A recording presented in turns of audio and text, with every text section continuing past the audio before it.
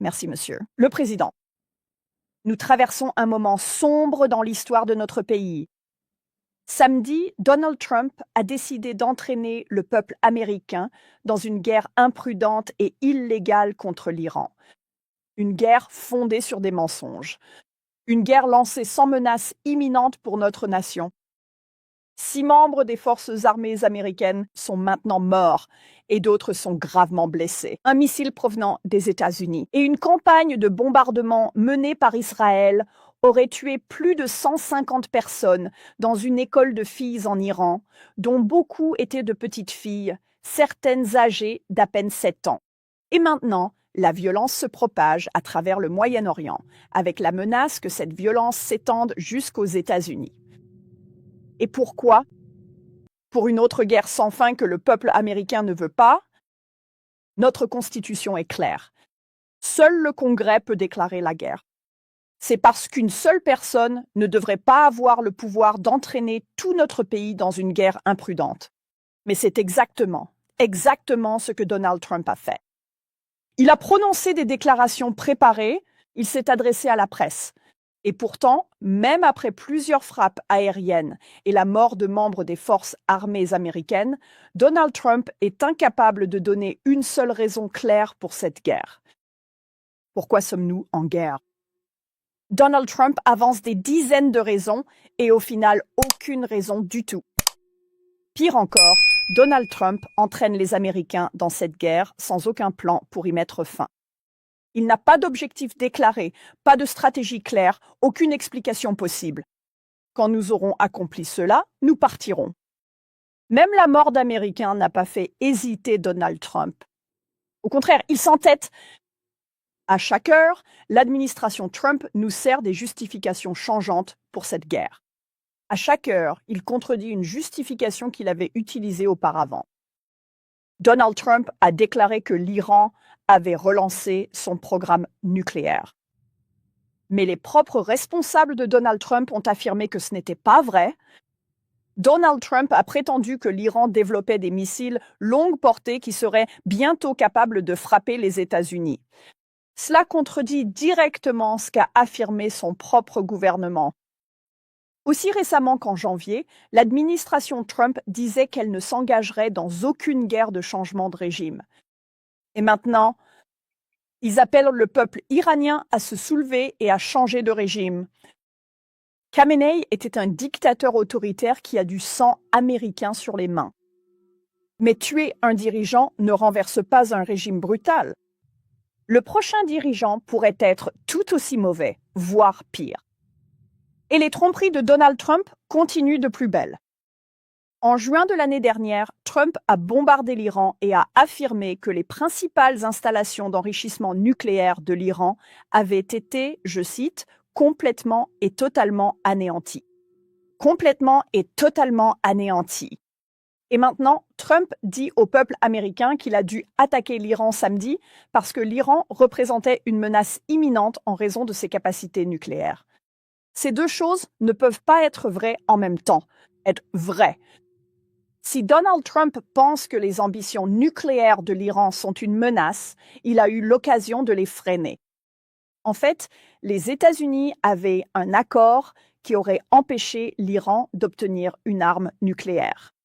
C'était l'accord nucléaire conclu par le président Obama avec l'Iran, et Trump a déchiré cet accord sans rien obtenir en retour.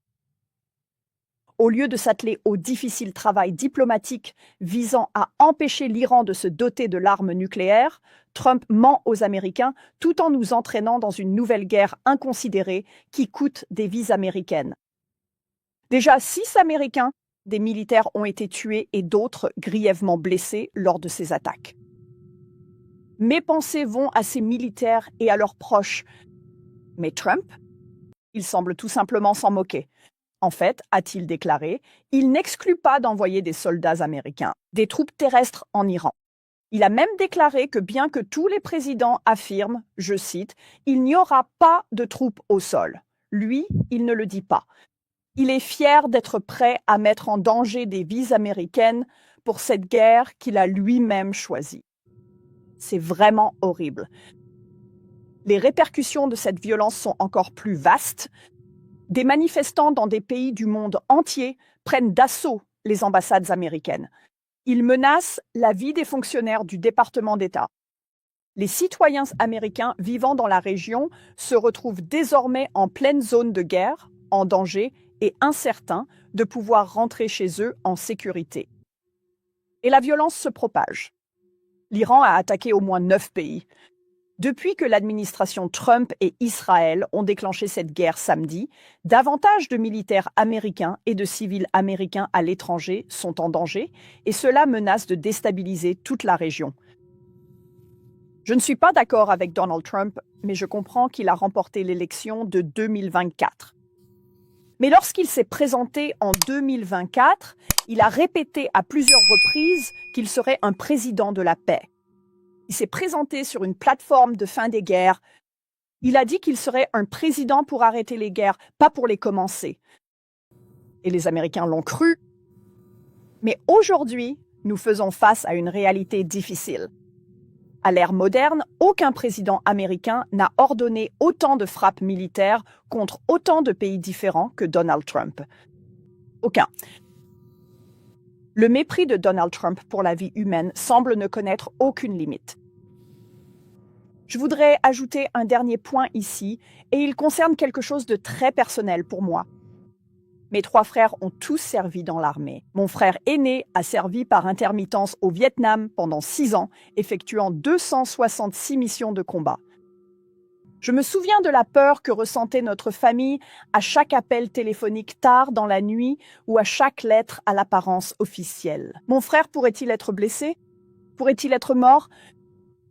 Il est encore difficile de trouver les mots pour décrire la douleur que nous infligeons aux familles américaines lorsque nous envoyons une génération entière à la guerre. Les mamans sont inquiètes, angoissées à l'idée que leur fils ou leur fille ne rentre pas à la maison. Une nouvelle génération de vétérans devra vivre avec les horreurs de la guerre, vivre avec le traumatisme, avec le fait d'avoir vu des victimes innocentes de la guerre rendre leur dernier souffle, vivre avec leurs propres blessures et des rétablissements prolongés. Les personnes à qui l'on demandera de sacrifier leur vie, ce sont les Américains. Ce ne sera pas Donald Trump, ce ne sera pas Pete Hegseth. Ce seront nos fils et nos filles, nos nièces et nos neveux, nos petits-enfants. Trump a raison de rappeler que des gens meurent à la guerre. Cela arrive aussi sûrement que la nuit succède au jour. Et cela signifie que les dirigeants qui envoient des jeunes mourir doivent assumer les conséquences de ce conflit. Avec le sérieux que cela mérite, avec la gravité de la vie et de la mort. Au lieu de cela, Trump et son équipe semblent traiter la guerre contre l'Iran comme un jeu, comme si être commandant en chef était un déguisement, que le poste de secrétaire à la guerre était un titre amusant pour faire semblant, et que les vies perdues n'étaient que des chiffres sur un tableau intitulé « Opération Fureur épique ». 48 heures après avoir déclenché cette guerre, Trump s'est enfin adressé au peuple américain et a répondu à des questions. Il s'est adressé à ceux qui sont inquiets, malades d'angoisse à l'idée de ce que cette guerre signifie pour eux et pour les personnes qu'ils aiment. Au lieu de proposer un plan, cependant, il a parlé des rénovations de sa salle de bal recouverte d'or. C'est écœurant, et il est temps que ce congrès l'arrête. Voici ce dont nous avons besoin. Premièrement, Donald Trump a déclenché cette guerre illégalement, sans le consentement du Congrès, et il ne peut pas être autorisé à la poursuivre. Il y a trop en jeu. Chaque sénateur doit soutenir la résolution sur les pouvoirs de guerre du sénateur Kaine pour bloquer cette guerre irresponsable. Il ne s'agit pas de politique. Il s'agit de vie ou de mort pour les jeunes Américains qui seront appelés à servir et pour les civils qui finiront en danger. Deuxièmement, les États-Unis doivent enquêter sur le bombardement d'une école primaire en Iran. Israël affirme ne pas avoir eu connaissance d'opérations de son propre IDF dans la région, ce qui soulève la question de savoir s'il s'agissait d'une frappe américaine et comment cela a pu arriver. Les États-Unis Le commandement central de l'armée américaine a déclaré qu'il devait enquêter sur l'incident, comme nous le faisons régulièrement après une catastrophe de cette ampleur. Avec la possible implication des États-Unis dans l'opération militaire, nous devons découvrir ce qui s'est passé et tenir les responsables pour compte. Et troisièmement, nous devons demander des comptes à chaque responsable de l'administration Trump qui a menti au peuple américain à propos de cette guerre inconstitutionnelle. Les citoyens ont droit à la vérité de la part de leur gouvernement et jamais, nulle part, cela n'est plus crucial que dans les décisions de vie ou de mort entourant le choix de partir en guerre. Nous devons demander des comptes à nos représentants élus s'ils ne sont pas honnêtes avec les personnes qui seront envoyées combattre et peut-être mourir. Comme beaucoup d'entre vous, je suis en colère contre ce que fait cette administration. Je ressens de la peine pour ceux qui ont été tués dans ce conflit. J'éprouve de l'angoisse pour les familles restées au pays qui essaient de comprendre pourquoi leurs maris, femmes, fils, filles, mères et pères bien-aimés sont envoyés dans une guerre que personne ne peut expliquer. Et je continuerai à me battre pour mettre fin à cette guerre.